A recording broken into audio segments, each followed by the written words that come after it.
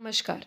आपको हर दिन पावन श्रृंखला की जानकारी नियमित व सबसे पहले मिलती रहे, इसके लिए कृपया आप हमारे चैनल को सब्सक्राइब कर बेल आइकन अवश्य दबाएं। हर दिन पावन श्रृंखला की आज 24 फरवरी की कड़ी में आइए स्मरण करते हैं लोक देवता कल्लाजी राठौर को।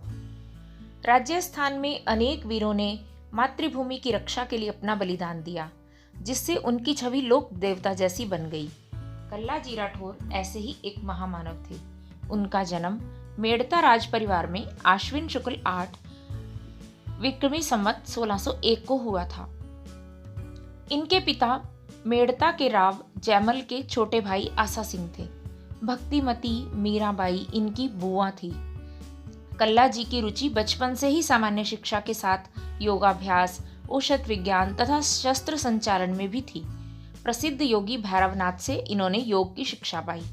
इसी समय मुगल आक्रमणकारी अकबर ने मेड़ता पर हमला किया।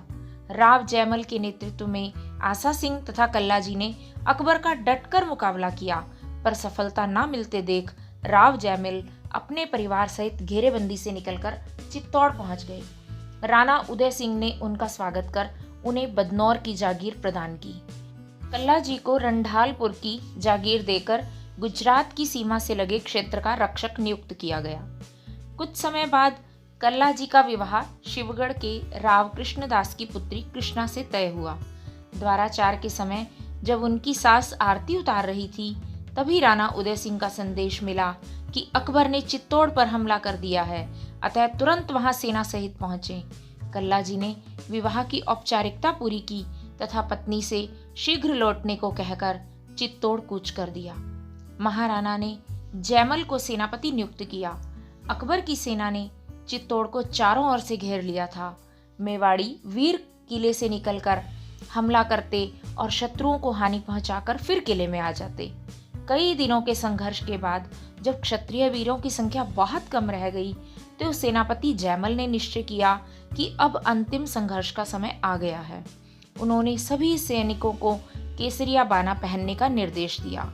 इस संदेश का अर्थ स्पष्ट था। 23 फरवरी 1568 की रात में चित्तौड़ के किले में उपस्थित सभी क्षत्रानियों ने जौहर किया और अगले दिन 24 फरवरी को मेवाड़ी वीर किले के द्वार खोलकर भूखे सिंह की भांति मुगल सेना पर टूट पड़े। भीषण युद्ध होने लगा। राठौर जैमल के पांव में गोली लगी। उनकी युद्ध करने की तीव्र इच्छा थी, पर उनसे खड़ा नहीं हुआ जा रहा था। कल्लाजी ने यह देखकर जैमल के दोनों हाथों में तलवार देकर उन्हें अपने कंधे पर बिठा लिया। इसके बाद कल्लाजी ने अपने दोनों हाथों में भी तलवारें ले ली। चारों तलवारें बिजली की गति से चलने लगी। मुगल लाशों से धरती पट गई। अकबर ने यह देखा तो उसे लगा कि 2 सिर और 4 हाथ वाला कोई देवता युद्ध कर रहा है। युद्ध में वे दोनों बुरी तरह से घायल हो गए। कल्लाजी ने जैमल को नीचे उतारकर उनकी चिकित्सा करनी चाहिए, पर इसी समय एक शत्रु सैनिक ने पीछे से हमला कर उनका सिर काट दिया। सिर कटने के बाद भी बहुत देर तक उनका धड़ युद्ध करता रहा। इस युद्ध के बाद कल्लाजी का 2 सिर और 4 हाथ वाला रूप जन जन में लोकप्रिय हो गया। आज भी लोक देवता के रूप में चित्तौड़गढ़ में भैरोंपाल पर उनकी छतरी बनी हुई है। यदि आपको हर दिन पावन की यह जानकारी अच्छी लगी तो कृपया इसे लाइक कर शेयर अवश्य करें। भारत माता की जय।